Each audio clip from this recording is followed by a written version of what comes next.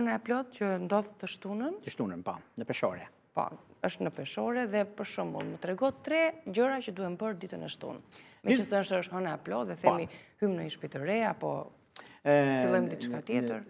Po, edhe në shtëpi të re, për ata që kanë marrë ose kanë bërë dokumente më përpara ose kanë filluar gjërat, por është mirë sepse mbyllin një cikël të vështirë. Mirë është me hënë të plot, gjërat që kanë pasur më përpara, edhe problematikat të përshpejtojnë 3 ditë, sepse shtunë ditë që vjen, është mundësi shumë e artë sepse mbyllin më kollaj, mbyllin më shpejt. Vjen momenti, koha, kanë pasur debate më përpara për fushën e dashurisë për shembull të punës ose të gjërave që kanë. Konfliktet më pashme mbyllen. Po, mbyllen një herë e mirë dhe nuk ka kthim pas.